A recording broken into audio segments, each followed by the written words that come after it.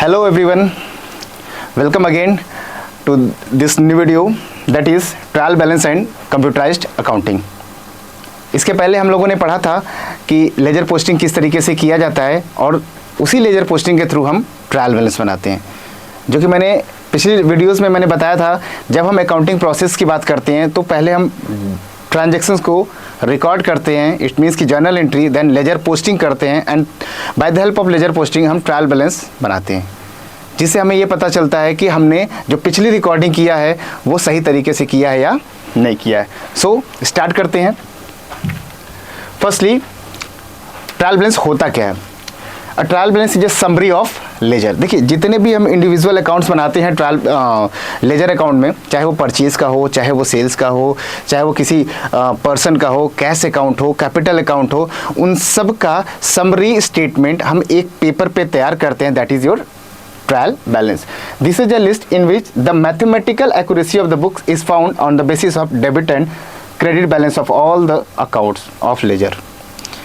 ये आपको trial balance से क्या बताता है? एक्यूरेसी बताता है कि मैथमेटिकल एक्यूरेसी यानी जो नंबर्स आपने नोट किया हुआ है, जो लेजर अकाउंट से जो आपने अमाउंट बैलेंस शो किया हुआ है ट्रायल बैलेंस में, वो एक्यूरेट है या नहीं। क्योंकि ट्रायल बैलेंस में एक डेबिट होता है और एक क्रेडिट होता है। डेबिट में हम एसेट्स और एक्सपेंसेस लॉसेस को लिखते हैं, क्रेडिट में हम इनकम को हम लिखते हैं या लायबिलिटीज़ को लिखते हैं। जब हमारा debit balance equal to credit balance होता है, इसका मतलब ये होता है कि ट्रायल बैलेंस हमारा मैच कर गया, यानी कि लेजर पोस्टिंग सही तरीके से हुई है। तो ट्रायल बैलेंस आपको एक तरीके से एक्यूरेसी बताता है कि पिछले जो अकाउंट में आपने मेंटेन किया हुआ है वो सही तरीके से है या नहीं है। सो according to William and Pickles, trial balance is a list of balance that accounts opened in the ledger at the end of financial year. हम हर फाइनेंशियल ईयर के एंड में हम लेजर अकाउंट ओपन करते हैं, लेकिन लेजर अकाउंट ओपन करके हम trial balance बनाते हैं और ट्रायल बैलेंस की हेल्प से हम फाइनल अकाउंट तक पहुंचते हैं। ठीक है। So features of trial balance, it shows a debit and credit total balance of the ledger account. Trial balance एक तरीके से शो करता है कि डेबिट और क्रेडिट बैलेंस आपके लेजर अकाउंट्स का क्या रहा है। It is prepared on a particular date at the time, यानी 31 मार्च ऑफ ईच ईयर हम क्या करते हैं? ट्रायल बैलेंस को प्रिपेयर करते हैं। It is a purpose to find the arithmetical accuracy. अभी हमने आपको बताया कि ये आपके अरिथमेटिकल एक्यूरेसी को बताता है कि क्या आपने अकाउंटिंग सही तरीके से किया है या नहीं किया हुआ। It is generally prepared at the end of year. It is special list and if the total are generally considered to be mathematical correct and if their total are not equal then it is understood that there is some mathematical error. अगर हमारा debit और credit balance equal नहीं होता है तो कहीं ना कहीं हमारी पोस्टिंग में गलती हुई है, यानी ट्रायल बैलेंस की हेल्प से हम ये जान सकते हैं कि हमारे अकाउंट में कहीं ना कहीं एरर हुआ है। ठीक है। It is prepared on a separate plain paper. It present all the accounts before the systematic and factual form. Then objectives, देखिए ट्रायल बैलेंस का जो ऑब्जेक्टिव इतना सही है कि हमारी एक्यूरेसी है या नहीं है, और साथ में कोई एरर है तो कहाँ पे एरर है, उस एरर को फाइंड आउट करने के लिए हम ट्रायल बैलेंस बनाते हैं, जिससे हमें ये पता चल जाए कि अगर हमारा डेबिट और क्रेडिट बैलेंस इक्वल नहीं हो रहा है, एरर है, किस टाइप का एरर है, ये आपको ट्रायल बैलेंस आपको बता देता है। सो इसके ऑब्जेक्टिव्स क्या है? Many objectives. Third is information about arithmetical accuracy, knowledge about balance, the balance are to account to prepare the final account of every business man wants to get information about the profit and loss of a financial position. हर एक businessman, हर एक business owner चाहता है कि वो अपना final account prepare करे और इसे ये पता चल पाए कि financial position at the end of year क्या है। तो उसको अपना फाइनेंशियल पोजीशन जानने के लिए भी ट्रायल बैलेंस की हेल्प लेनी पड़ती है, क्योंकि ट्रायल बैलेंस के बिना हम फाइनल अकाउंट्स प्रिपेयर कर ही नहीं सकते। ठीक है। सो अभी हमने आपको बताया कि ट्रायल बैलेंस अगर नहीं मैच करता है, यानी debit balance is not equal to credit balance, it means there is some error. So errors not affecting trial balance. देखिए, एरर्स जो होता है ना वो भी दो तरीके से का होता है। एक होता है एरर्स अफेक्टिंग ट्रायल बैलेंस, एक होता है errors not affecting trial balance. इसका मतलब कुछ ऐसे एरर हैं जो कि आपके ट्रायल बैलेंस को इफेक्ट ही नहीं करते हैं, यानी कि आप उसे नोट करें ना नोट करें, नहीं नोट करेंगे तब भी वो इफेक्ट नहीं करेगा। जैसे आप कोई ट्रांजेक्शन आप भूल गए, ओमिशन, इट मीन्स आपने राम से स्टॉक खरीदा, गुड्स खरीदा और आपने जर्नल एंट्री नहीं की। जब जर्नल एंट्री करोगे नहीं तो लेजर में पोस्टिंग होगी नहीं, जब लेजर में पोस्टिंग होगी नहीं तो उसका अमाउंट ट्रायल बैलेंस में आएगा नहीं। तो कहीं ना कहीं ये एरर तो है, आपने खरीदा तो है, उतना अमाउंट आपका खर्चा हुआ है, लेकिन आपने उसकी पोस्टिंग कहीं की ही नहीं। जब करोगे नहीं तो आपकी किसी भी अकाउंट को वो इफेक्ट नहीं करेगा, डायरेक्टली एरर्स पता नहीं चलेगा, बट कहीं ना कहीं समहाउ वो एरर है। दैट इज, देखिए, error of principle. Error of principle ये बताता है कि जब हम कैपिटल नेचर के एक्सपेंसेस को रेवेन्यू नेचर का एक्सपेंस मान लेते हैं। जैसे हम ये कहें कि हमने कुछ खर्चे किए, ठीक है, हमने रिपेयरिंग कराया और उसको हमने कैपिटल एक्सपेंडिचर मान लिया है, तो खर्चे एक्सपेंस है, डेबिट साइड ट्रायल बैलेंस के आएगा, बट वो कैपिटल नेचर का ना होके रेवेन्यू नेचर का एक्सपेंस था, बट हमने उसको कैपिटल नेचर का एक्सपेंस मान लिया। सेम साइड है, इफेक्ट नहीं करेगा, लेकिन कहीं ना कहीं वो एरर है। देखिए, बैलेंसिंग में इफेक्ट नहीं करेगा, लेकिन एरर है। जहाँ पे वो कैपिटल में होना चाहिए वो आपके रेवेन्यू नेचर के एक्सपेंस को शो कर रहा है, ठीक है। या इनकम की बात करें, कैपिटल नेचर के इनकम को हम रेवेन्यू को हम कैपिटल नेचर के इनकम को हम रेवेन्यू नेचर का इनकम मान लें, क्रेडिट साइड ही जाता है रेवेन्यू या इनकम, फिर भी आपका ट्रायल बैलेंस मैच कर जाएगा, अफेक्ट नहीं कर रहा है। ट्रायल बैलेंस आपका मैच करेगा, बट कहीं ना कहीं उनके प्रिंसिपल में गलतियां हैं, जिसको हमने जो रूल बनाया है उसको हम फॉलो नहीं कर पा रहे। Second is error of omission. अभी मैंने आपको बताया कि अगर आप मान लीजिए कुछ भूल गए, सपोज करिए कि आप भूल गए नोट डाउन करना, जर्नल एंट्री ही आपने नोट नहीं किया। जब जर्नल एंट्री आप नोट नहीं करोगे तो उसकी पोस्टिंग नहीं होगी और आप ट्रायल बैलेंस में नहीं शो करोगे, तो कहीं ना कहीं ये भी आपका क्या एक एरर है, ठीक है, जो लेकिन ट्रायल बैलेंस को वो इफेक्ट नहीं कर रहा है। Then error of commission. Error of commission आपको ये बताता है when the amount of any transaction is written incorrectly और a mistake made while posting in the ledger initial account, this is called accounting error, ठीक है। Error of commission ये कहता है कि आपने अमाउंट को क्या किया है कि आपने जो अमाउंट है उसको गलत एंट्री कर दी है। जैसे 400 की जगह आपने 4000 लिख दिया है। राम से आपने गुड्स खरीदा 4000 का और आपने लिख दिया 400। अब 4000 का खरीदा, 400 का आपने लिखा, कहीं ना कहीं ये मिस्टेक है, लेकिन आपने राम के अकाउंट में भी लिखा, कैश के अकाउंट में भी लिखा, 4000 की जगह 400, कहीं ना कहीं ये एरर ऑफ कमीशन है। सो नेक्स्ट मेरा ये जो एरर है दैट इज कंपनसेटिंग एरर, ठीक है। कंपनसेटिंग एरर जो आपके जो एरर्स के इफेक्ट को एलिमिनेट कर देता है। कहने का मतलब कि राम के अकाउंट को हमें 200 से क्रेडिट करना था, लेकिन हमने श्याम के अकाउंट को 200 से क्रेडिट कर दिया। क्रेडिट तो किया, आइटम जो क्रेडिट होना था वो हो गया, सेम अमाउंट्स हो गया, बट अकाउंट आपका गलत हो गया। ऐसे समय में हमने क्या किया, राम की जगह श्याम के अकाउंट में कंपनसेशन हो गया। तो एरर तो है, लेकिन वो इफेक्ट को मैनेज कर दे रहा है, लेकिन कहीं ना कहीं वो एरर है। जैसे अगर मैं कहूं कि मैंने पर्सन ए से सामान खरीदा और हमने बुक में रिकॉर्ड कर लिया कि हमने पर्सन बी से खरीदा। सामान तो मैंने खरीदा, लेकिन ए की जगह बी के अकाउंट में मैंने रिकॉर्ड कर लिया, तो कहीं ना कहीं पेमेंट करने में दिक्कत आएगी, दैट इज एरर। बट हमारा परचेज अकाउंट सही शो करेगा कि इतना अमाउंट का सामान पूरे महीने में खरीदा गया है। केवल अगर हम अमाउंट की बात करेंगे तो कंपनसेटिंग एरर दैट एक तरीके से आपके एरर्स को एलिमिनेट करता है, इफेक्ट को एलिमिनेट कर देता है, बट वो एरर होते हैं, ठीक है।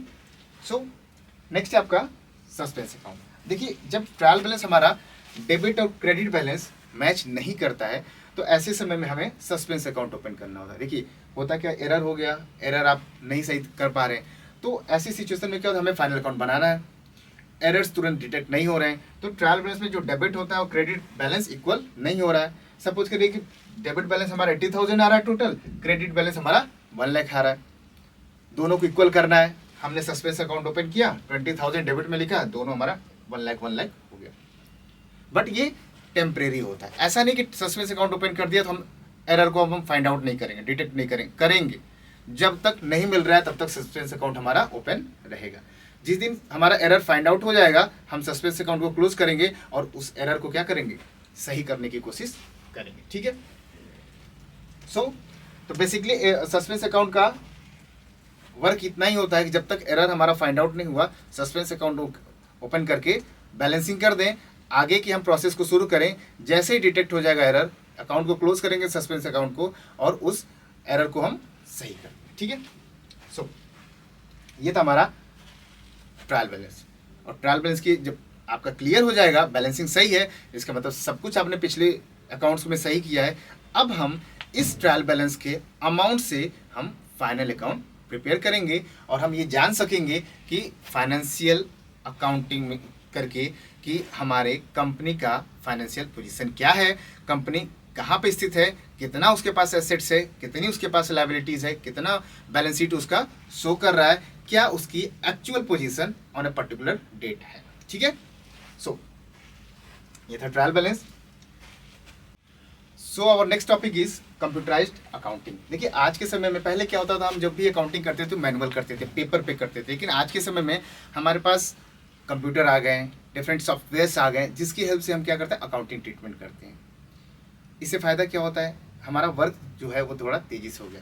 आज के समय में हर कोई कंप्यूटराइज्ड अकाउंटिंग की हेल्प से अकाउंटिंग कर रहा है, कंप्यूटर के थ्रू, लैपटॉप के थ्रू, मोबाइल के थ्रू, डिफरेंट एप्लीकेशंस आ गए हैं। एप्लीकेशंस आप इंस्टॉल करते हैं, अपना अकाउंट्स उसमें प्रिपेयर होता है, अकाउंटिंग सॉफ्टवेयर्स होते हैं, और आप उसकी हेल्प से क्या करते हैं, अकाउंटिंग प्रिपेयर करते हैं। ठीक है, so computerised accounting is the use of accounting software to manage and automate financial transaction and record keeping. It simplifies the traditional manual accounting by leveraging technology to process of financial data more efficiently and accurately.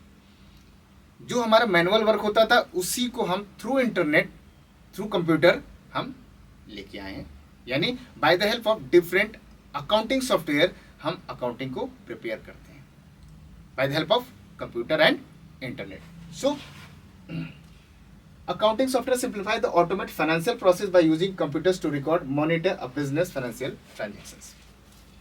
जो भी आपका business financial transactions होता है उसको हम accounting software के through बनाते हैं और हम क्विकली डिसीजन ले सकते हैं by the help of our financial position. ठीक है, देखिए कंप्यूटराइज्ड अकाउंटिंग के कुछ फीचर्स भी होते हैं, जैसे डेटा सिक्योरिटी। डेटा हमारा सिक्योर रहता है। आज हमें ज़रूरत है, हमें ऑन द टाइम 2 मिनट बाद भी जरूरत पड़ी, 1 घंटे बाद भी जरूरत पड़े, हम कभी भी डेटा को क्या कर सकते हैं, डिटेक्ट कर सकते हैं, देख सकते हैं। हो सकता है परचेज अकाउंट ओपन करना, तुरंत लैपटॉप ओपन किया, अकाउंटिंग सॉफ्टवेयर उसमें बना हुआ है, सब कुछ आपका डेटा अपलोड है, तुरंत परचेज अकाउंट की डिटेल आपके पास लेजर ओपन होकर आ गया। आपको राम का अकाउंट देखना है, आपको सेल्स का अकाउंट देखना है, आपको कमीशन हमने पूरे साल में कितना दिया हुआ है, कमीशन अकाउंट ओपन करिए, लेजर आपके पास डेटा आ जाएगा। डेटा सिक्योरिटी आपके पास है, डेटा उसमें अवेलेबल है। Bye the help data security भी कैसे होगा, किस तरीके से होगा, क्योंकि आपके पास बहुत सारे मैनेजमेंट MIS सिस्टम हैं। It means management information system, management information system जिसकी हेल्प से हम अपने अकाउंटिंग को या अपने होल सिस्टम को एक वेल ऑर्गेनाइज करते हैं और उसको हम टेक्नोलॉजी के फॉर्म में लेके आते हैं। By the help of internet and computer हम अपने होल प्रोसेस को, वर्किंग प्रोसेस को हम इंटरनेट के थ्रू रख दिया। ठीक है, क्विक डिसीजन मेकिंग। जब हम सॉफ्टवेयर के थ्रू काम करते हैं हम हर एस्पेक्ट को एक समय में देख सकते हैं।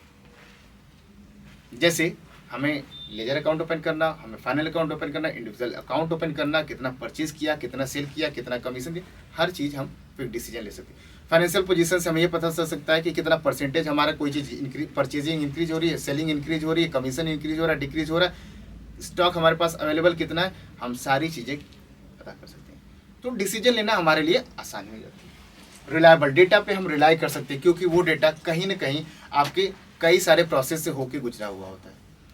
तो आजकल तो ऐसे एप्लीकेशन सॉफ्टवेयर आ चुके हैं, ऐसे आपके अकाउंटिंग सॉफ्टवेयर एरर जैसे ही होगा तुरंत बता देगा आपको कि यहाँ पे एरर है, तो थोड़ा ईजी हो जाता है। मैनुअल में कहीं हो सकता है कि आपसे मिस्टेक हो गई हो, लेकिन अगर आपने डेटा सही तरीके से पुट किया है तो इसमें एरर्स के जो चांसेस होते हैं वो कम हो जाते हैं। देन इम्प्रूव रिपोर्टिंग, रिपोर्टिंग का तरीका आपका बदल जाता है, जो आप एक्सप्लेनेशन का तरीका आपका बदल जाता है, क्योंकि जब आप कंप्यूटर के थ्रू, एप्लीकेशन के थ्रू, अकाउंटिंग सॉफ्टवेयर के थ्रू जब अकाउंटिंग करते हो तो आपके पास रिपोर्ट बनाना ईजी हो जाता है, क्योंकि आपके पास बहुत सारे डेटा एक साथ कलेक्टिवली अवेलेबल होते हैं। ठीक है, देन कुछ बेनिफिट भी होती हैं, जैसे फास्ट प्रोसेसिंग हो गया, एक्यूरेट इन्फॉर्मेशन आप दिन लिख सकते हो, रिलायबिलिटी होती है, रिलाई आप कर सकते हो उस डेटा पे, अपडेटेड इन्फॉर्मेशन होती है, यानी जैसे जैसे आप अपग्रेड होता है अपडेट करते हो और आप नए तरीके से आप इंस्टॉल करके आप अकाउंटिंग सॉफ्टवेयर को यूज़ कर सकते हो। ठीक है, तो कहने का मतलब कि आपके कंप्यूटर के थ्रू आप अकाउंटिंग करते हो तो बेनिफिट यही है कि आपके एरर के चांसेस कम हो जाते हैं अगर आपने डेटा सही तरीके से रखा है तो। क्विक डिसीजन हो जाता है, फास्ट आपका वर्किंग हो जाती है और आप डे टू डे अपडेट होते रहते हैं। ठीक है, देन देखिए जहाँ पे कुछ एडवांटेजेस होते हैं, बेनिफिट्स होती है, वहीं पे आपके कुछ लिमिटेशंस भी होते हैं। मैंने अभी आपको बताया कि आप डेटा पे तभी रिलाई कर सकते हो, डेटा आपको तभी एक्यूरेट इन्फॉर्मेशन देगा जब आपने डेटा सही तरीके से एंट्री पुट किया होगा।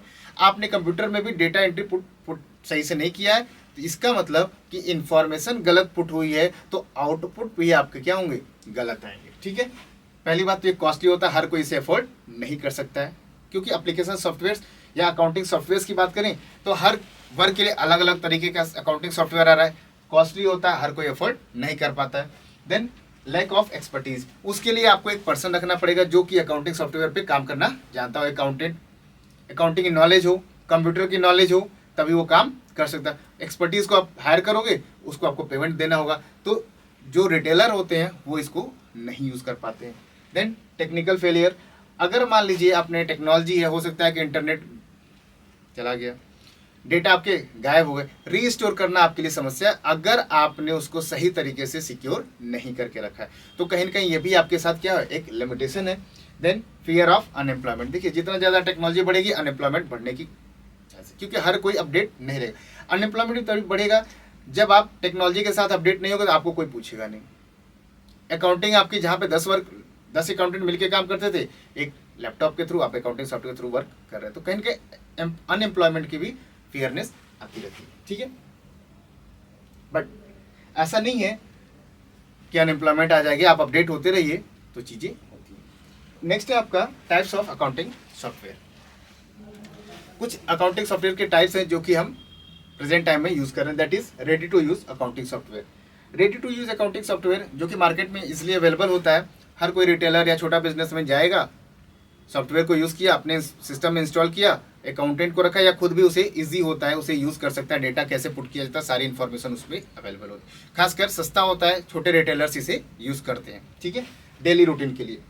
देन है आपका customised software, software which are modified as per requirement of the users is called customise. जैसे कहने का मतलब हमें मेडिसिन पे काम करना है, मेडिकल स्टोर पे काम करना है, हमें हॉस्पिटल में उसे यूज़ करना है, हमें किसी पर्टिकुलर इंडस्ट्री में यूज़ करना है, तो हम अपने रिक्वायरमेंट के अकॉर्डिंग हमने क्या किया, सॉफ्टवेयर बनवा लिया कंपनी से, उसे अपनी कंपनी में इंस्टॉल कर लिया, हम काम कर रहे हैं। रेडी टू यूज़ से थोड़ा बेहतर होता है, मेरे अकॉर्डिंग वो सॉफ्टवेयर काम करेगा, क्योंकि हमने अपने अकॉर्डिंग सॉफ्टवेयर को क्या किया है, बताया, जो हमें फीचर्स चाहिए था वो फीचर्स हमने कंपनी को बताया, सॉफ्टवेयर इंजीनियर ने उस तरीके से सॉफ्टवेयर हमें अकाउंटिंग सॉफ्टवेयर प्रोवाइड करते हैं।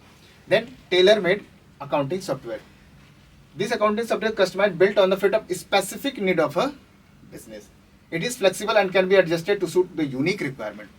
ये उससे भी अलग तरीके का होता है, यहाँ पे स्पेसिफिक नीड को ध्यान में रखा जाता है कि कस्टमर क्या चाहता है। देखिए कस्टमाइज में एक पर्टिकुलर फीचर के साथ, मेडिकल के लिए चाहिए ये है आपके पास, अकाउंटिंग के लिए चाहिए ये है आपके पास, हॉस्पिटल के लिए सॉफ्टवेयर लगाना है ये है आपके पास, इंडस्ट्री के लिए लगाना है इस सॉफ्टवेयर का यूज़ करिए। कस्टमाइज्ड, टेलर मेड, हमारी क्या रिक्वायरमेंट है, पर्टिकुलर हम जो चाहते हैं वो बताएंगे और उसी के अकॉर्डिंग प्रोडक्ट बनेगा, उसे कोई दूसरा यूज़ नहीं कर सकता है। अब रिलायंस है, रिलायंस के काम होते हैं, रिलायंस ग्रुप को आप जानते हैं, उनका सॉफ्टवेयर अलग तरह, उनके जैसा सॉफ्टवेयर और कोई यूज़ नहीं कर, सब कंपनी के अलग अलग फीचर्स होते हैं, वो जो उनको रिक्वायरमेंट चाहिए उसके अकॉर्डिंग बनाया, हर जगह पे वो अपने डेटा को एक साथ देख सकते हैं। दूसरी कंपनी उनके डेटा को ना देख सकती है, ना ही दूसरी कंपनी ऐसे उनके सॉफ्टवेयर को यूज़ करके अपना वर्क कर पाएगी, क्योंकि रिलायंस ग्रुप ने अपना खुद का सॉफ्टवेयर डेवलप कराया अपनी नीड के अकॉर्डिंग। तो ये 3 तरीके से बेसिकली सॉफ्टवेयर होते हैं जो कि आज के समय में, प्रेजेंट समय में रन कर रहे हैं। ठीक है, आप भी उसे यूज़ कर सकते हैं, बट अगर आप छोटा बिजनेस स्टार्टअप कर रहे हैं तो आपके लिए ready to use business software है, पर्टिकुलर कोई स्पेसिफिक बिजनेस कर रहे हैं कस्टमाइज सॉफ्टवेयर के थ्रू कर सकते हैं। लेकिन अगर आपकी पर्टिकुलर रिक्वायरमेंट है जो कोई और ना उसे यूज़ कर पाए तो आप टेलर मेड अकाउंटिंग सॉफ्टवेयर को आप यूज़ करते हैं। ठीक है, सो ये था आज का टॉपिक हमारा, final accounts and computerised accounting. Thank you.